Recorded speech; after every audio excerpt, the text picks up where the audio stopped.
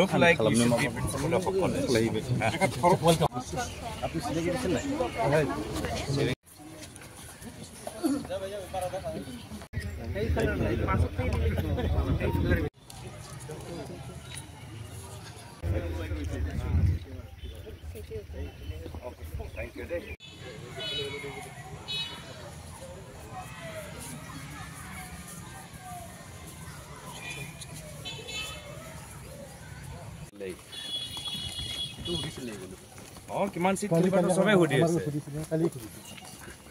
যিজনে নিজৰ জাতিক ইমান শক্তি প্ৰদান কৰিলে, ইমান সাহস প্ৰদান কৰিলে, ইমান স্বাভিমান সৃষ্টি কৰিলে যে তেখেতৰ মৃত্যুৰ পিছত ইমান বছৰ হৈ গ'ল, তথাপিও সকলোৱে আজিও তেখেতক শ্ৰদ্ধা কৰে। এয়া হ'ল এজন মহান ব্যক্তিৰ পৰিচয়,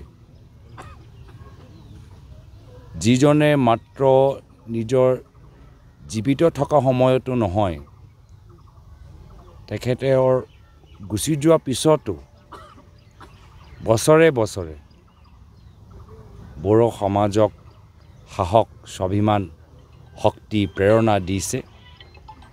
মই যিখিনি কথা ক'লোঁ, মই একেখিনি কথা আকৌ দোহাৰিবলৈ নিবিচাৰোঁ। পুনৰবাৰ কৈছোঁ যে তেখেতৰ গুচি যোৱাৰ পিছত, আমাৰ মাজৰ পৰা গুচি যোৱাৰ পিছতো আজি আমি তেখেতক স্মৰণ কৰিছোঁ, শ্ৰদ্ধা নিবেদন কৰিছোঁ। সেয়া হ'ল এজন মহান বীৰ, এজন মহান ব্যক্তিৰ চিনাকি, যে যিজনে গুচি যোৱাৰ পিছতো নৱপ্ৰজন্মক প্ৰেৰণা দিব পাৰিছে, মাৰ্গ দৰ্শন দিব পাৰিছে।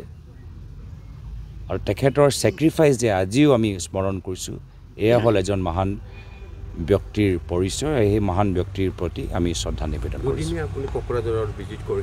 যি অৱস্থা আজি অগপৰ হৈছে, দুজন ব্যক্তিৰ বা তিনিজন ব্যক্তিৰ দল, যি দলে অসম আন্দোলনৰ পৰা জন্ম হ'ল, বিজেপিৰ লগত মিত্ৰতা কৰি আৰু বহল হ'ব লাগিছিল আৰু শক্তিশালী হ'ব লাগিছিল। অসম চুক্তি আখৰে আখৰে ৰূপায়ণ কৰিব লাগিছিল। এতিয়া বিজেপি জালত ভৰি দি লাহে লাহে লাহে এতিয়া মাত্ৰ ৩-৪জন ব্যক্তিৰ দল হৈ গ'ল। এই একে অৱস্থাটো আমি দেখিছোঁ যে বিজেপিয়ে UPPL হওক, BPF হওক, এতিয়া সকলোৱে হিমন্ত বিশ্ব শৰ্মা ডাঙৰীয়া সন্মুখত আঁঠু কাঢ়িবলৈ হৈছে। কিন্তু আমাৰ যেতিয়া কংগ্ৰেছ চৰকাৰ থাকে, ৰিজনেল পাৰ্টি ষ্ট্ৰং হয়, তেনেকৈ আমি ৰিজনেল চেণ্টিমেণ্ট আমি বুজি পাওঁ, সন্মান কৰোঁ। আৰু ছেক্ৰিফাইচ কাৰণে বৃহত্তৰ ৰিজনেল ইণ্টাৰেষ্টৰ বাবে কংগ্ৰেছে সদায় ছেক্ৰিফাইচ কৰিবলৈ সাজু। ক্ষমতা আহিব, ক্ষমতা যাব, ৰিজনেলিজম থাকিব লাগিব। ৰিজনেলিজম আৰু নেশ্যনেলিজমৰ মাজত এটা ভাল সম্পৰ্ক হৈ থাকিব লাগিব। সেইকাৰণে উত্তৰ পূৰ্বাঞ্চলত বিভিন্ন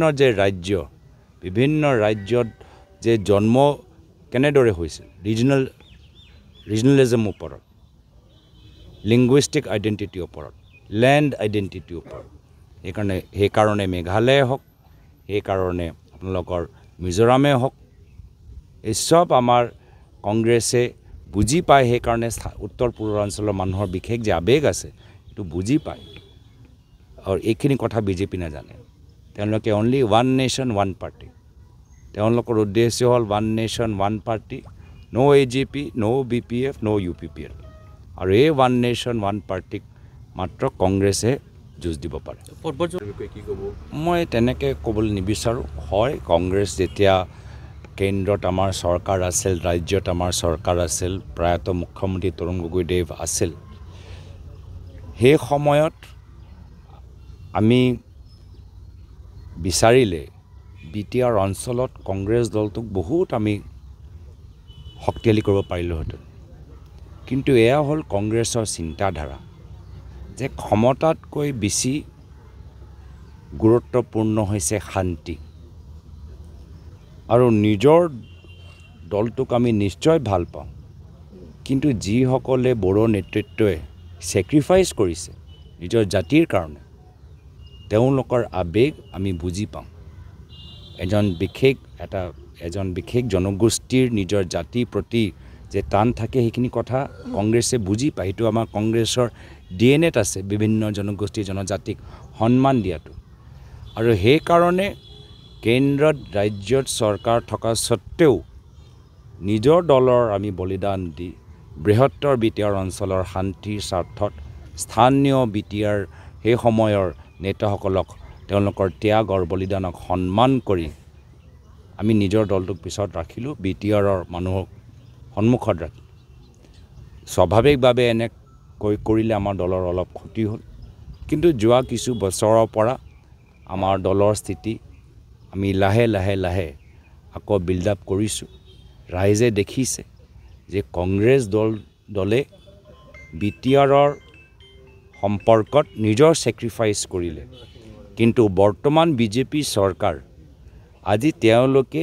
স্থানীয় বড়ো নেতৃত্বক তেওঁলোকৰ বলি দিছে তেওঁলোকক ছেক্ৰিফাইচ কৰাইছে নিজৰ দলৰ ব্যক্তিগত স্বাৰ্থত বিজেপি আৰু কংগ্ৰেছ একদম অপজিট কংগ্ৰেছে নিজৰ ছেক্ৰিফাইচ দিলে আৰু বিজেপিয়ে UPPLক ছেক্ৰিফাইচ কৰিছে BPFক আজি একদম দুৰ্বল কৰি পেলালে ৰিমোট কণ্ট্ৰলটো হিমন্ত বিশ্ব শৰ্মা ডাঙৰীয়া হাতত আছে প্ৰায়তঃ তৰুণ গগৈদেৱৰ দিনত ৰিমোট কণ্ট্ৰল তেওঁলোকৰ হাতত নহয় ৰিমোট কণ্ট্ৰল বড়ো মানুহৰ হাতত আছিলে আৰু এই কথাবোৰ মানুহে এতিয়া গম পাই গৈছে আৰু পুনৰবাৰ কংগ্ৰেছক স্বাগতম জনাইছে অৰ্ডাৰটো চাবলৈ বিচাৰোঁ তেওঁতো হাজাৰটা মিছাৰ কথা কোৱা মানুহ নিৰ্বাচন আহি আছে নিৰ্বাচনৰ পিছত কিবা কৰে নিৰ্বাচনৰ আগত সদায় পেট্ৰলৰ ডিজেলৰ দাম কমাই দিয়ে তাৰপিছত নিৰ্বাচন জিকি যোৱাৰ পিছত আকৌ পেট্ৰল ডিজেল দাম দুগুণ বেছি বঢ়াই দিয়ে আমি কথা ওপৰত নহয় আমি অৰ্ডাৰটো চাবলৈ বিচাৰোঁ